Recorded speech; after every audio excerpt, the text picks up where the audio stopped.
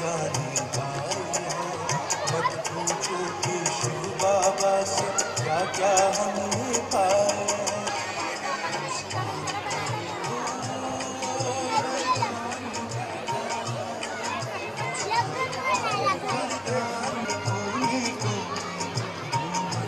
सारा बदल रहा अब दे न सतयुग हो। शिव पिता ले रहा है, शिव पिता का झंडा फहर रहा है, शिव पिता का झंडा। हमारी संस्था के लिए जब भी मुझे बुलाया जाता है और जब भी मैं हमेशा कोशिश करता हूँ इनके लिए समय निकालने के लिए, क्योंकि मुझे लगता है कि आज के दौर में इनकी जो सोचधारा है, जो कुछ हम लोग जनता के साथ शेयर करने की कोशिश करते हैं, मेरा ख्याल से ये बहुत ही इम्पोर्टेंट है, बहुत ही ज़रूरी है आज के तौर पे। मैं तो खुद स्पिरिचुअलिटी फॉलो करता हूँ, लेकिन जैसे मैं हमेशा कहता रहा हूँ कि मेरा ख्याल से पूरे विश्व में, सिर्फ हिंदुस्तान में नहीं, पूरे विश्व में लोगों की सोचधारा बदल गई है। क्योंकि आज स्ट्रेस लेवल सब लोगों का इतना बढ़ चुका है, सब लोग इस तरीके की सोचधारा पे हैं कि पैसा कमाना है, परिवार के लिए देख रेख करनी है वगैरह। लेकिन ये जो स्ट्रेस लेवल जो आने लगा है, उसको कैसे हैंडल करना है, उसको किस तरीके से उन चीज़ों, उन परिस्थितियों का सामना कैसे करना है, उसका एक ही तरीका है। और सबसे कमाल की चीज़ है कि मैं 12 साल की उम्र से मैं पूरे विश्व में, मेरे को मतलब मेरे परिवार के कारण मुझे मौका दिया ट्रैवल करने के लिए।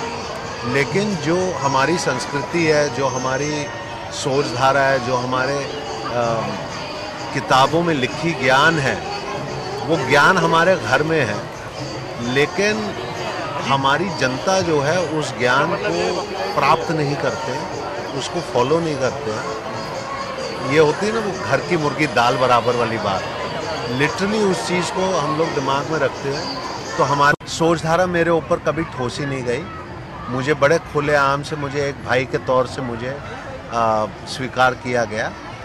और जो लोग, ये लोग जो कुछ कार्य, जो कुछ काम करते हैं, मुझे बड़ी खुशी होती है आकर के कि जितने भी मेरे भाई और बहन इस संस्कार, इनके साथ जुड़े हुए हैं, इतने खुशी के साथ मुस्कुराते हुए, दिल लगा करके, ये प्योरिटी जो है, जो अंदर से आती है, ये एक शक्ति जो है ब्रह्मा कुमारी की, ये शक्ति से वो प्राप्त होती है। और ये चीज़ इतने खुशी से ये लोग करते हैं, ये ठोसी कोई चीज़ नहीं है, ये एक प्रॉफिट के लिए नहीं किया जाता है। नारी की सुरक्षा, मतलब इस एक टॉपिक को इस महोत्सव में इंक्लूड किया गया, उसके बारे में हम क्या कहें, नारी सुरक्षा अभियान के बारे में?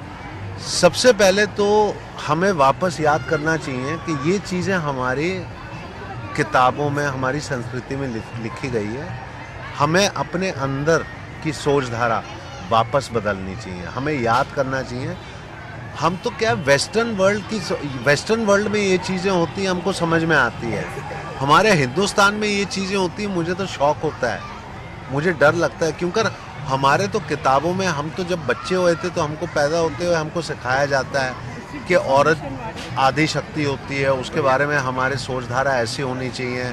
हमको हर औरत एक बीवी की रूप होती है, एक माँ की रूप होती है, एक बहन की रूप होती है।